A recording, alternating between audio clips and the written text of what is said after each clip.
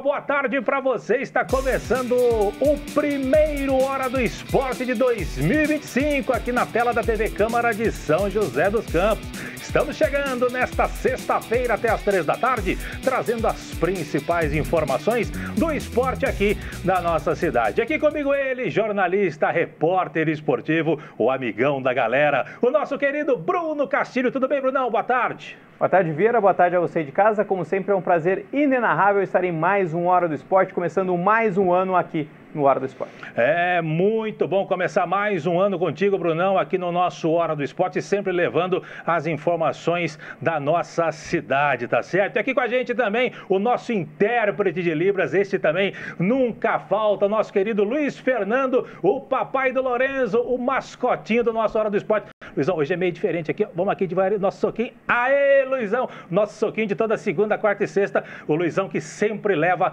a informação para a comunidade surda que acompanha o nosso programa, tá certo? E justamente neste primeiro programa do ano, a gente vai falar muito do Clube Atlético Joseense, o Tigre do Vale, que se prepara para a disputa da Série A4 deste ano, que o Brunão apelidou carinhosamente de Sulfitão 2025. E já tem jogo no próximo dia 22. Estreia em casa na competição contra o Taquaritinga, um dos favoritos aí dentro da competição, hein? E a gente trouxe aqui no estúdio do Hora do Esporte o técnico do Tigre do Vale, o Augusto Ambrogi, para falar sobre a equipe, a preparação e, claro, sobre a dificuldade em manter o time na quarta divisão. Augusto Ambrogi, seja bem-vindo. Prazer te receber aqui no Hora do Esporte mais uma vez. Todo sucesso do mundo deste ano de 2025, Augustão. Tudo bom, Vieira? Tudo ótimo. Bruno? Prazer é todo meu estar aqui com vocês novamente. Que esse ano seja abençoado para todos nós aí, que todo mundo tenha um 2025 repleto de alegrias. Que assim seja, Augusto. A gente começa falando contigo, antes da gente falar de 2025, vamos falar de 2024, você chegou ali no olho do furacão. No olho do furacão, exatamente. Geralmente quando o técnico assume uma equipe no meio da competição é porque está dando muito errado, né? E aí quem está chegando tem que apagar incêndio, tem que fazer de tudo. Augustão, você foi chamado, faltavam 5 rodadas, se não estou enganado. 6 rodadas, o time só perdia, o time só ia mal. E aí você chegou, você já tinha trabalhado no Joseense e naquela oportunidade, o time na lanterna da competição.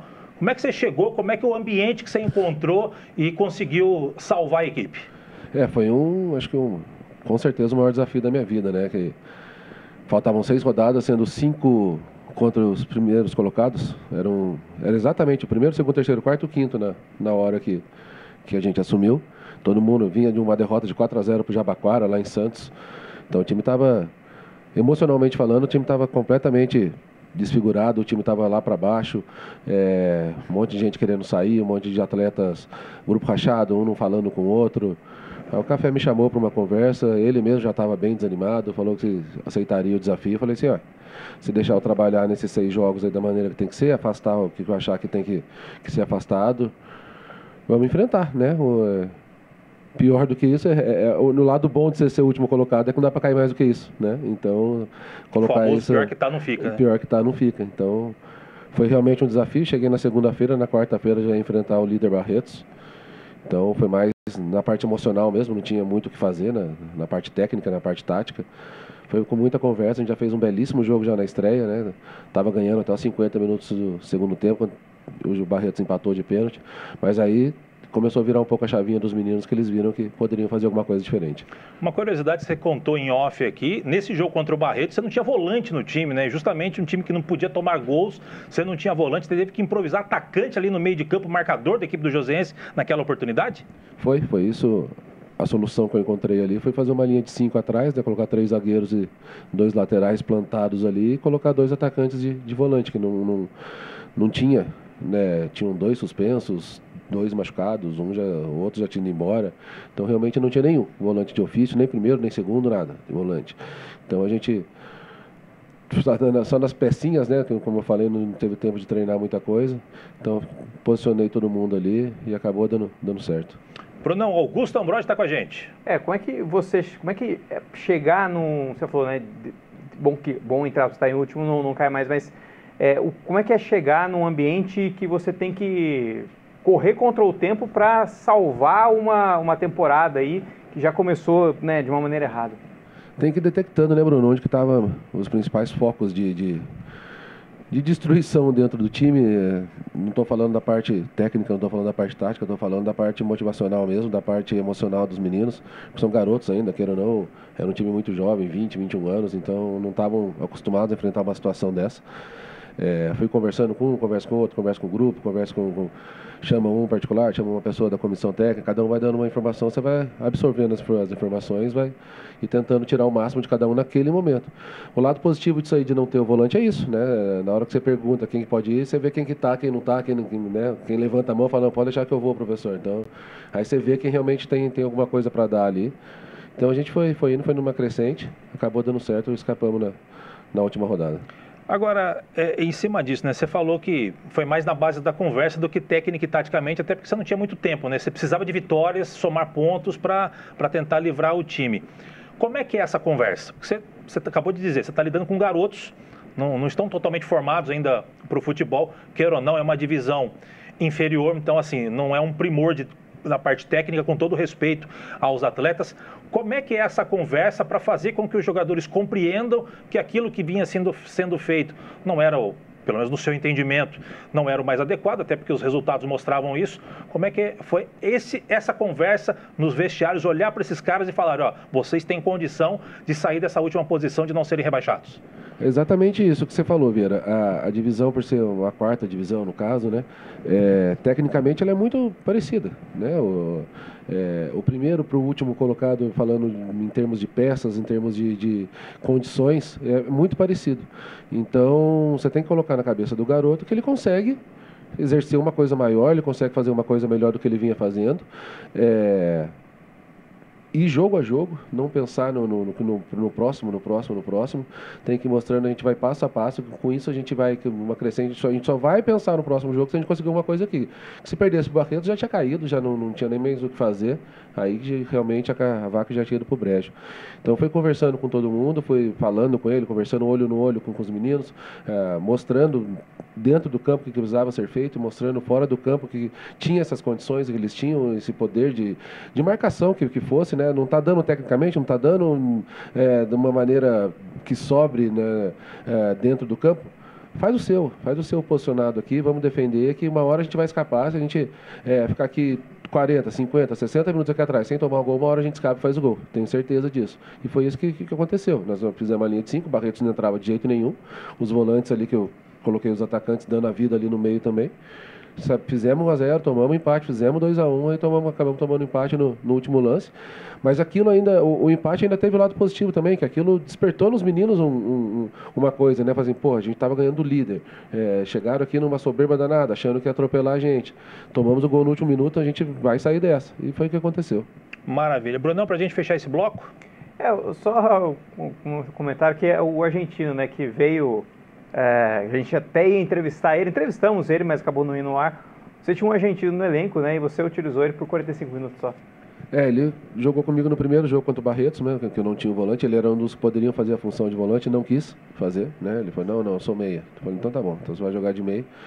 Com 45 minutos já saquei já, e era um dos que a gente percebeu que não estava... pra nunca mais voltar, né? Era um dos que a gente percebeu que não estava voltado para aquilo ali, não estava com a cabeça ali. Não estou falando bem ou mal dele, não é isso, o momento ali, né? A gente não sabe o que a pessoa está passando fora do campo, só que para aquele momento ele não seria útil no Joseense. Aí acabou treinando separado, também falou que estava com dor na coxa, falei, então tá bom, fica só correndo aí que tá tudo certo, e passou. Passou. Muito bem. Vamos fazer o seguinte, a gente vai para o primeiro intervalo do dia. Na volta tem mais Augusto Ambrogi aqui com a gente, que eu quero saber da partida final. A última rodada foi justamente contra quem mesmo? Taquaritinga, exatamente, contra o Taquaritinga, que vai ser o adversário de estreia do Joseense em 2025. É uma apreensão danada, aquela coisa toda. Eu vou saber daquele jogo e aí a gente vai entrar de cabeça no assunto 2025, como é que está a preparação da equipe visando este campeonato deste ano, tá certo? Não sai daí, já voltamos.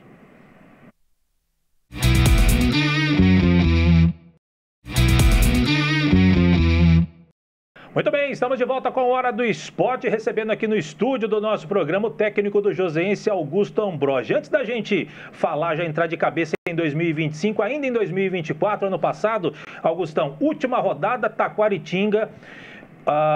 o Joseense, se eu não me falho, um empate livrava vocês. Empate salvava. Vocês jogavam fora de casa, jogavam lá em Taquaritinga, no finalzinho do jogo, gol de pênalti pros homens. E que pênalti maroto, né? Pênalti, eu lembro, pênalti bem maroto mesmo. E aí vocês ficavam na dependência, se não me engano, da Independente de Limeira. Do América de Rio Preto. América de Rio Preto e Francana estavam jogando em Franca. Exatamente. Aí vocês tomam um gol lá, e aí erradinho, ouvindo o jogo de lá. O América estava ganhando o jogo. Pois é. E aí, como é que foi esse momento? Então, esse momento deu um desespero na gente ali, porque tudo que já tinha feito não podia acabar dessa maneira, né? Com um pênalti aos 41 do segundo tempo, de uma maneira bem peculiar. O juiz não precisava ter dado aquele pênalti, ele sabe disso. Ele acabou me expulsou o Giovanni, né, meu auxiliar. Nós dois saímos expulsos no jogo ali. Você xingou o árbitro lá? Não, ele falou que me expulsou porque ele se sentiu intimidado com o meu olhar. Você acredita nisso? Você fez um olhar sensual pra ele, é isso? Isso está escrito na súmula. Aí depois que ele falou isso, aí eu xinguei. Aí agora eu vou dar motivo. Agora não é possível. Que na hora que ele me expulsou eu não entendi. Ele falou que ele se sentiu intimidado com o meu olhar. Falei, que você é grandão. Você é grandão. Aí eu falei... Você tirou o óculos pra olhar pra ele? Então, eu não entendi. Aí eu falei, não precisava dar esse pênalti. Os 48 segundos, nem o Taquaritinga queria o pênalti. O empate, o Taquaritinga estava ótimo também. Ali já todo mundo esperando o final do jogo. Aí, para nossa sorte, a Francana empatou o jogo ainda aos 40 e poucos minutos lá em Franca também e acabou nos livrando. Que coisa. Brunão? E agora, né, o Taquaritinga, vocês se encontram de novo, né? Como é que você vê o Taquaritinga... você colocou o Taquaritinga como sendo um dos favoritos também, enfim, como é que é esse novo campeonato para você, começando do zero agora, fazendo um trabalho desde o início com o Joseense? Agora é um pouco diferente, né, Bruno? Agora a gente participou ativamente na formação do grupo, está sendo formado ainda, mas já temos 80%, 70% formado aí, fazendo jogos treinos, aí já muda um pouco a história. A gente sabe da condição do time que a gente está montando, sabe das limitações também, né, financeiras, das limitações de estruturas, mas a gente não pode reclamar de nada, a estrutura está sendo dada, né, o presidente Café está nos dando a estrutura necessária para a gente começar bem. Um começo de campeonato muito difícil, que já pega Taquaritinga, São Carlense fora, já sai contra o São Caetano também, então já realmente são os favoritos, a gente já pega no começo. Mas para quem quer alguma coisa maior também não tem que temer não, tem que trabalhar para isso e estamos fazendo isso. A gente está vendo aí algumas imagens, né, o pessoal ali na academia fazendo o trabalho, que é importante nesse começo de temporada, né, Augustão? Queria que você falasse também desse momento aí, porque não é só bola, né, tudo que envolve o futebol, né, desde do massagista lá, que às vezes as pessoas nem imaginam que a importância que um cara desse tem, do roupeiro, também a parte física aí neste momento é muito importante para um campeonato tão nivelado como você já comentou aqui. É exatamente isso, a preparação, tudo que a gente está fazendo agora vai se refletir lá no dia 22, quando começar o campeonato. A importância de todos os funcionários é o que eu passo para os meninos o tempo inteiro. Se o cozinheiro não funcionar lá, o reflexo é dentro do campo. Se o cara que limpa o vestiário não limpar direito, dá reflexo. Então é uma fábrica, né? É uma máquina que qualquer pecinha que dê defeito vai ocasionar alguma coisa negativa. E isso que a gente tem tentado minimizar o máximo possível de erros de preparação. E está sendo bem feita, né? Giovanni, Wolf, Jefferson na análise, Josi Vanderlei na supervisão, Café presidente, então o Luiz também, que vocês conhecem tanto aqui de São José, né? O Luiz está lá com a gente também, Luiz Louco fazendo a parte de documentação. Então realmente o staff está fazendo a parte dele para tomara que dê tudo certo. Maravilha. Piteco, coloca pra gente aqui o caminho que o Joseense tem dentro dessa Série A4, tem todos os jogos aí, estreando contra Taquaritinga em casa, depois sai para pegar São Carlense, São Caetano, recebe o Vossa e Penapolense. Você já começa com um início aqui tenebroso pro Joseense, os favoritos estão logo de cara, é isso, Gustavo? Então, esses 4 primeiros jogos aí são dos investimentos juntamente com o Paulista, são os maiores investimentos. Então, tem a Inter de Bebedouro também, que vem bem forte. Mas esses 4 primeiros, com certeza, o investimento é alto. Mas também é bom para a gente já sentir, né? Já ter o termômetro certinho do como vai ser a competição. Brunão? Augusto, como é que foi a montagem desse elenco, né? Você... Como que está sendo a característica desse elenco, né, da montagem, né? Você que participou também da montagem desse elenco, como é que foi pensado esse elenco? Principalmente o extracampo. Principalmente, não adianta, vocês me perguntaram aqui fora do ar como é que você ia trazer jogadores mais experientes. Fala assim, que não adianta trazer jogador com muita rodagem, com 33, 34, que não aspira mais nada, né? O cara vai jogar uma 4ª divisão, o cara com essa idade, ele já não tem muito mais o que ver na carreira, né? Então a gente quer gente comprometida, garotos que queiram buscar um lugar ao sol. Muitos já tiveram um time grande, muitos já passaram por base de Corinthians, Palmeiras, São Paulo, Santos. Então, e alguma coisa fizeram na carreira, na vida, que tiveram essa queda, né? Então, eles precisam ter essa consciência de que erraram, de que alguma coisa não funcionou. Então, o recomeço ele é muito mais difícil do que o começo. O recomeço, quando você já teve lá alguma coisa que você fez, você já está com essa marca. Então, isso aí o garoto tem que colocar na cabeça dele, que ele tem condições técnicas, tem condições físicas para isso, mas ele precisa mudar um pouco, seja comportamento, seja a parte física, e nós estamos tentando mostrar isso para eles. Todos os atletas que estão chegam com muita informação, o futebol é muito pequeno, né? A gente conhece muita gente, então sabe como que foram nos outros times, alguns voltando de lesão também, porque a gente sabe da dificuldade financeira que então alguns querendo retomar a carreira. Claro que todos os exames, toda a parte médica está sendo feita também, mas acredito que está sendo bem formado esse elenco, sim. Maravilha. Augustão, para a gente finalizar, a gente tem mais um minutinho. A gente sabe que o time da cidade é o São José Esporte Clube, a gente sabe, né, é indiscutível isso, vocês são o segundo time da cidade. Como fazer e tentar cativar o torcedor, que não vou dizer que vai deixar de torcer para o São José, isso jamais vai acontecer, mas que o torcedor do São José tenha o joseense realmente como um segundo time, que vá prestigiar, e isso vai depender muito dos resultados dentro de campo. Como fazer isso para tentar trazer, nem que seja 5% da torcida que vai acompanhar o São José, que possa também acompanhar o Tigre? Eu acho que é exclusivamente isso.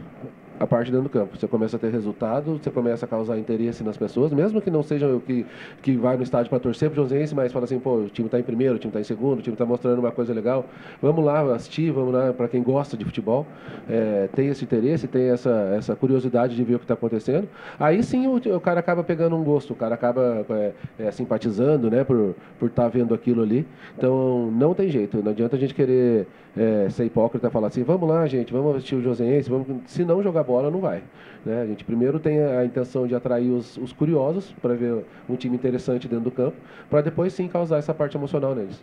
Maravilha. Queria ficar um ano aqui conversando com o Augustão, que o assunto rende e passa muito rápido. Augusto, quero te agradecer. Obrigado pela sua presença mais uma vez aqui no nosso Hora do Esporte. A gente deseja sorte neste ano de 2025 para você, para a equipe do Joseense. Estaremos acompanhando aqui de perto e, claro, sempre divulgando o que tiver de assuntos do Joseense. Um abraço, obrigado. Eu que agradeço sempre. Mais uma vez, um ótimo ano para vocês, para todos os telespectadores aí.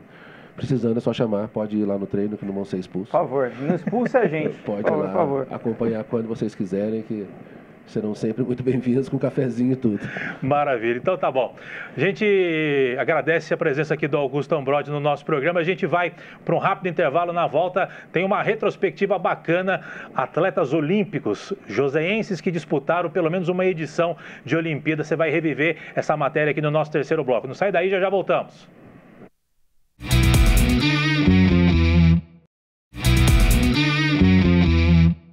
Muito bem, a gente está de volta para falar de Olimpíadas. Ano passado foi ano olímpico lá em Paris e o Museu de Esportes aqui de São José realizou uma exposição muito bacana chamada São José e os Atletas Olímpicos, que contou a história de ex-atletas joseenses que representaram o Brasil em várias edições dos Jogos Olímpicos. O nosso repórter Paulo Ricardo esteve por lá e conversou com 3 personalidades importantes do nosso esporte em diferentes edições dos Jogos. E a gente vê agora. As imagens são do Luciano Coca, o sambista Coquinha, e também do topzera Ralf Siqueira. Solta, Piteco!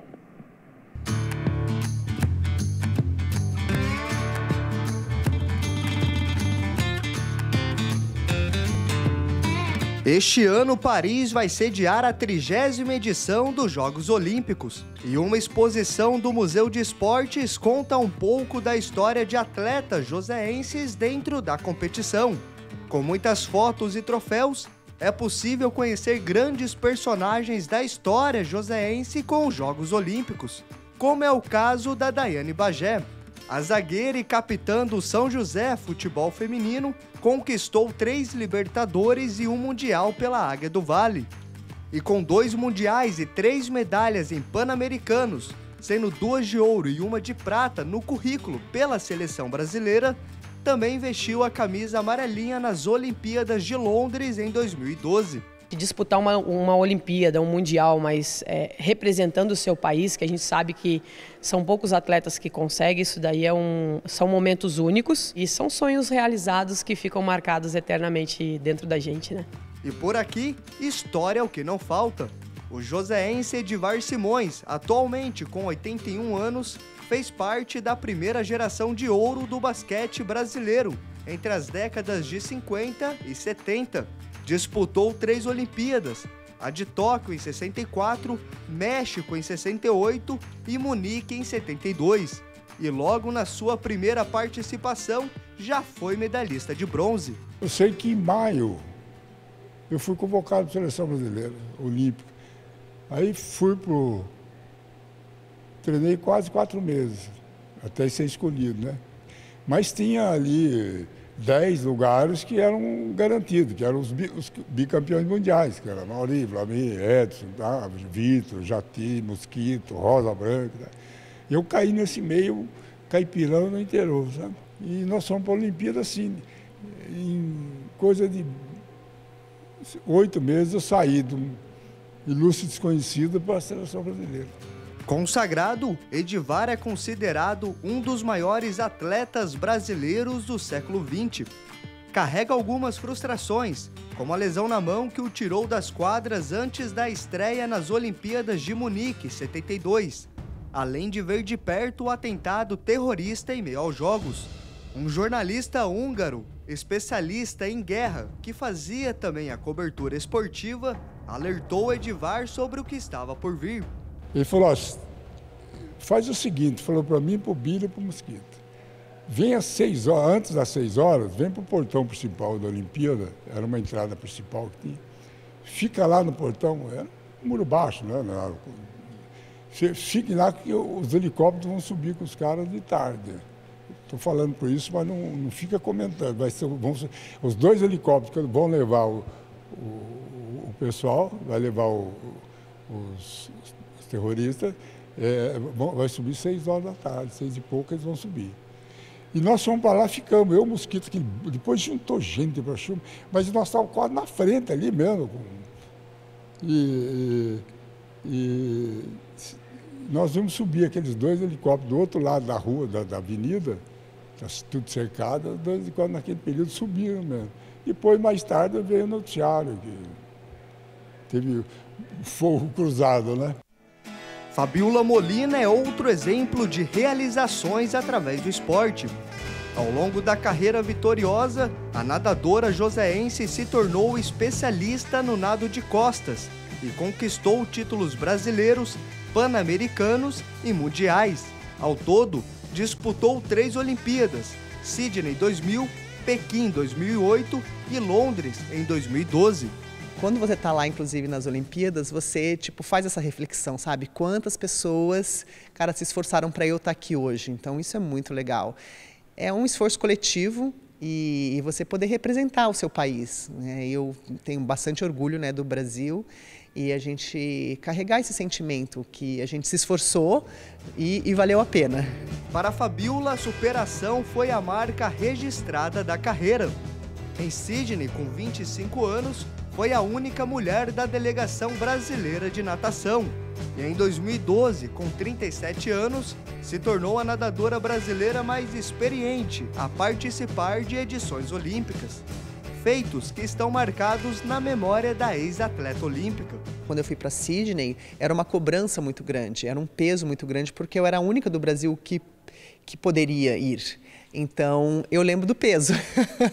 Essa sensação que eu tinha, assim, sabe? Não, é a Fabiola que tem que ir, a Fabiola que ela tem que conseguir, porque ela é a única que está mais perto. E 2012, né, que eu tinha 37 anos, você sente mais fisicamente os treinos, você não consegue se recuperar com a mesma velocidade. E a palavra que fica é inspiração, um legado, para que as próximas gerações também tenham as oportunidades de buscarem seus sonhos. É sempre bacana a gente poder falar assim, não, mas né, tem toda uma história por trás disso e ser uma motivação de realmente acreditar nos seus sonhos. Eu acho que o esporte ele tem isso, né? Você ter um sonho, um objetivo. Hoje, poder também servir de exemplo para essas crianças que gostam do esporte é muito importante. A gente tem mais que estar incentivando, porque a gente sabe que o esporte, ele salva vidas. Salvou a minha e pode salvar de muitas outras.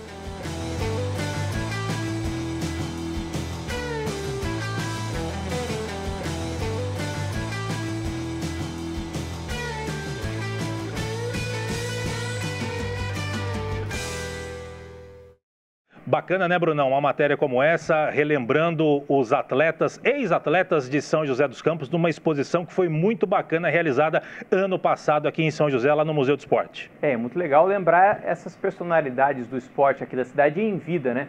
Muito bacana, eles têm muita história para contar, Edivar principalmente, né, que participou aí de uma Olimpíada que teve um atentado terrorista, enfim, tá aí para a história viva do esporte da cidade e também do esporte brasileiro. Maravilha, o Edivar ainda trouxe medalha, né? Espetacular. Brunão, vamos embora? Vamos embora. Tá na hora, tá na hora, tá na hora, tá na hora. Brunão, um grande abraço para você. Sempre um prazer dividir o Hora contigo em mais uma edição de Hora do Esporte. Foi um prazer inenarrável começar o ano com o pé direito. Mais um ano aqui no Hora do Esporte ao seu lado. Vamos ver se eu vou aguentar mais um ano aí do seu lado. Vai aguentar. Fala não, vai.